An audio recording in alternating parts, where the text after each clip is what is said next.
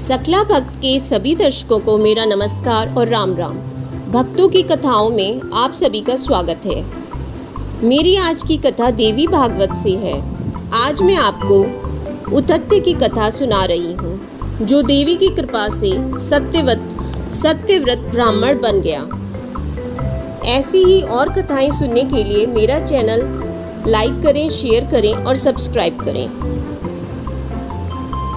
कौशल देश में देवदत्त नाम का एक ब्राह्मण रहता था। उसे कोई संतान नहीं थी। पुत्र प्राप्ति के लिए उसने सविधि पुत्रेष्टि यज्ञ आरंभ किया। तमसा नदी के तट पर जाकर उत्तम यज्ञ मंडप बनाया। यज्ञ कराने में निपुण वेद के पूर्ण ज्ञाता ब्राह्मण बुलाए गए। विधि पूर्वक वेदी बनाई गई, अग्नि की स्थापना की गई। इस तरह द्विजवर देवदत्त विधि पूर्वक पुत्रेष्टि यज्ञ में संलग्न हुआ। सामवेद का गान करने वाले मुनिवर गोभिल उद्गाता होकर सातों सुरों के साथ रतंतर मंत्र का उच्चारण कर रहे थे। बार बार सांस लेने से मंत्रोच्चारण करते समय उनका स्वर भंग हो गया। तब देवदत्त ने कुपित होकर गोभिल से कहा, मुनिवर, तुम बड़े मूर्ख हो। मैं पुत्र प्राप्त करने के लिए यज्ञ कर रहा हूँ। तुमने मेरे इस सकाम यज्ञ में स्वरहीन मंत्र का उच्चारण कर दिया। यह सुनकर गोभिल अत्यंत क्रोध से भर गए। उन्होंने देवदत्त से कहा, तुम्हें शब्द शून्य प्रचंड मूर्ख पुत्र प्राप्त होगा, साथ ही उसमें शठता भी भरी होगी। महामते सभी प्राणियों के शरीर में श्वास आते जाते रहते हैं, इन पर किसी का अधिकार नहीं है। फिर स्वरभंग हो जाने में मेरा कुछ भी अपराध नहीं है, जो तुमने मुझसे ये कटु वचन कह डाले। महात्मा गोभिल की उपयुक्त बात सुनने के पश्चात उनके शाप से भयभीत होकर अत्यंत खेद प्रकट करते हुए देवदत्त ने मुनि से कहा, विप्रवर, आप मुझ निर्दोष पर निष्कारण क्यों कुपित हो रहे हैं? मुनि तो कभी भी क्रोध के वश में नहीं होते और सदा सुख प्रदान किया करते हैं। विप्रेंद्र, थोड़ा सा अपराध हो जाने पर आपने कैसे मुझे शाप दे दिया? पहले तो मैं पुत्र के अभाव से महान दुखी था ही, इस पर आपने मुझे दूसरे घोर दुख के पचड़े में डाल दिया। क्योंकि वेद के पारगामी विद्वान कहते हैं कि मूर्ख पुत्र की अपेक्षा पुत्रहीन रहना उत्तम है। फिर भी मूर्ख ब्राह्मण तो सबकी दृष्टि में हेय समझा जाता है। द्विजवर, मूर्ख ब्राह्मण सभी कर्मों में पशु अथवा शूद्र की भांति अनाधिकारी माना जाता है। अब ऐसे मूर्ख पुत्र से मेरा कौन सा कार्य सिद्ध होगा? जैसा शूद्र वैसा ही मूर्ख ब्राह्मण, इसमें कुछ भी संदेह नहीं है। मूर्ख ब्राह्मण की ना तो कहीं पूजा होती है, ना उसे दान मिलता है। संपूर्ण कार्यों में वह निंद माना जाता है। देश में रहने वाले वेद शून्य मूर्ख ब्राह्मण को कर देना पड़ता है। राजा उसे शूद्र के समान समझते हैं। पितृ कार्य तथा देव कार्य के अवसर पर फल की इच्छा करने वाले पुरुष को चाहिए कि वह मूर्ख ब्राह्मण को किसी आसन पर ना बैठावे। राजा भी उसे शूद्रवत जानकर सभी शुभ कार्यों से वंचित रखते हैं। ऐसे वेदहीन ब्राह्मण को खेती करने का काम सौंपते हैं। बिना ब्राह्मण के कुश के चट से श्राद्ध में कार्य संपादन कर लेना ठीक है, किंतु मूर्ख ब्राह्मण से कभी भी श्राद्ध की विधि पूर्ण ना करें। अतः विज्ञ पुरुष को चाहिए कि मूर्ख और पंडित के भेद की जानकारी अवश्य रखे। जहाँ दान मान और परिग्रह से मूर्ख गौरव के पात्र माने जाते हों, उस देश में पंडित जन को किसी प्रकार भी नहीं रहना चाहिए, क्योंकि दुर्जन व्यक्तियों की संपत्तियां दुर्जनों के उपकार में ही व्यय होती हैं। जैसे फल से लदे हुए नीम के वृक्ष पर आकर कौवे भले ही फल खा लें, वे फल अन्य किसी के उपयोग में नहीं आते। वेदज्ञ ब्राह्मण जिसका अन्न खाकर वेद पाठ करता है, उसके पूर्वज स्वर्ग में रहकर अत्यंत आनंद के साथ क्रीड़ा करते हैं। अतः गोभिल जी, आप तो वेद के प्रकांड विद्वान हैं, फिर मुझे मूर्ख पुत्र होने की बात आपने क्यों कर कह दी? इस संसार में मूर्ख पुत्र का होना मृत्यु से भी अधिक कष्टप्रद है। महाभाग, अब आप इस शाप से उद्धार करने की मुझ पर कृपा कीजिए। आप दीनों का उद्धार करने में समर्थ हैं, मेरा मस्तक आपके चरणों में पड़ा है। इस प्रकार कहकर वह देवदत्त गोभिल जी के पैर पर पड़ गया। अत्यंत कातर होकर करुणापूर्वक स्तुति करता रहा। उसकी आंखों से आंसू गिर रहे थे। तब गोभिल जी ने उस दीन हृदय देवदत्त की ओर दृष्टि डाली। महात्माओं का क्रोध क्षण में ही शांत हो जाता है। पापी जन ही ऐसे हैं जिनका कोप कल्पों तक भी दूर नहीं होता। जल का स्वाभाविक गुण है शीतल रहना। आग पर गर्म करने से वह गर्म भले ही हो जाए, किंतु वह आग का संयोग हटते ही तुरंत ठंडा हो जाता है। गोभिल जी का हृदय दया से भर गया। उन्होंने अत्यंत दुखी देवदत्त से कहा, तुम्हारा पुत्र मूर्ख होकर फिर विद्वान भी हो जाएगा, यह बिल्कुल निश्चित बात है। यूं वर दे देने पर द्विजवर देवदत्त का मन प्रसन्नता से खिल उठा। यज्ञ की पूर्ण आहुति की गई। सभी उपस्थित ब्राह्मण विधि पूर्वक विदा हुए। कुछ समय व्यतीत होने पर देवदत्त की पतिव्रता स्त्री ने गर्भ धारण किया। ब्राह्मण पत्नी का नाम रोहिणी था। वह रोहिणी के समान शुभ लक्षणा थी। देवदत्त ने विधि के साथ गर्भाधान और पुंसवन आदि संस्कार संपन्न किए। शुभ ग्रह का दिन था, नक्षत्र रोहिणी था। उसी शुभ मुहूर्त में उस रोहिणी नामक भार्या ने पुत्र प्रसव किया। दिन में शुभ लग्न में जन्म हुआ। उसी समय ब्राह्मण ने बालक का जात कर्म संस्कार किया।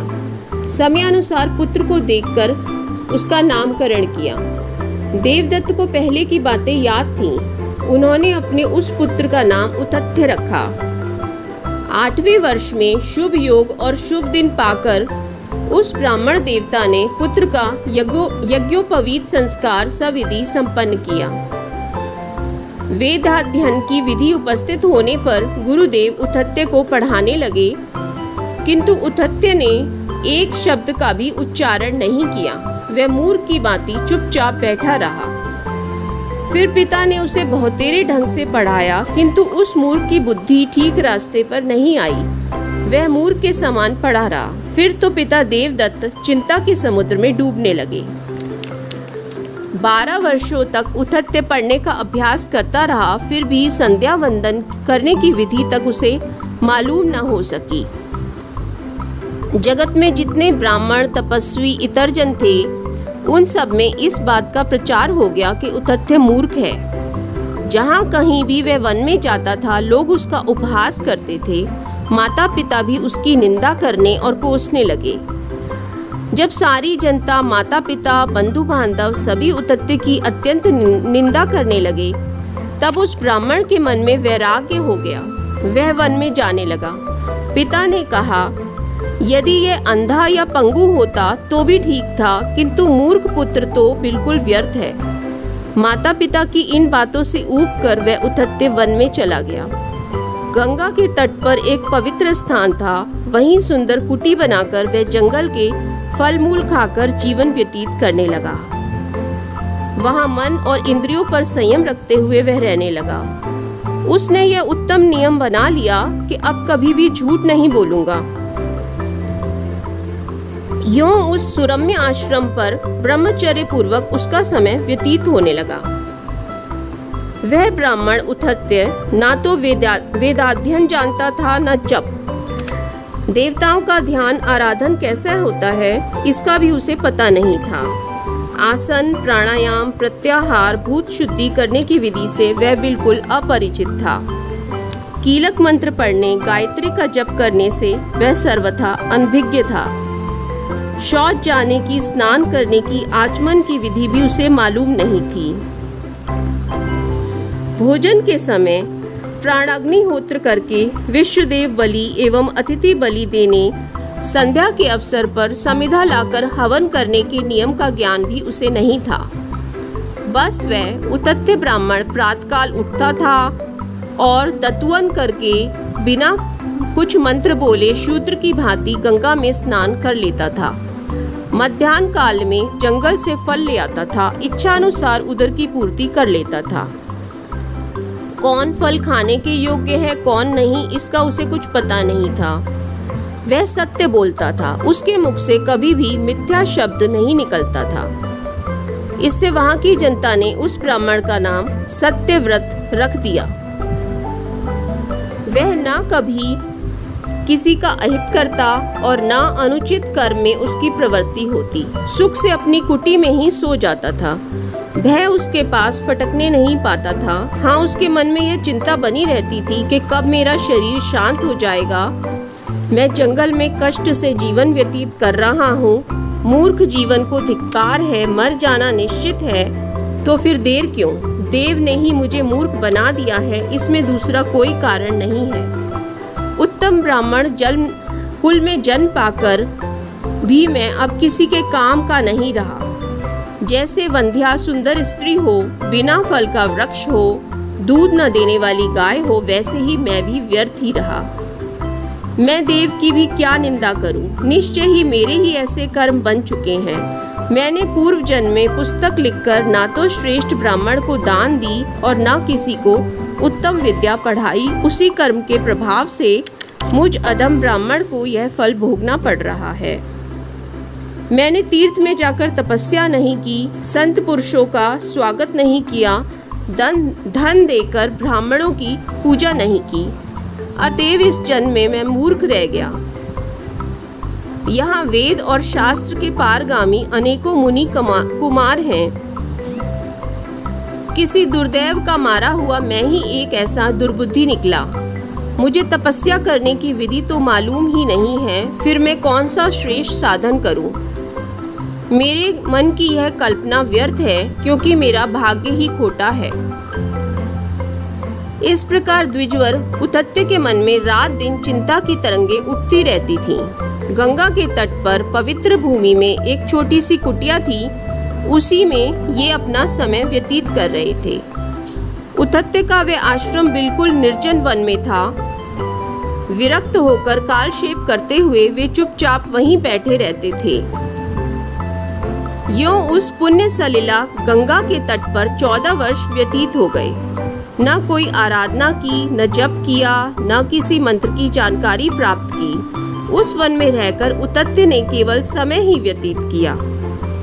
पर उतत्य मुनि सत्य बोलने का व्रत पालन करते थे, यह बात सब लोग जान गए। सारी जनता में उनका यश फैल गया कि ये सत्य व्रत हैं, कभी भी इनके मुख से मिथ्या वाणी नहीं निकलती।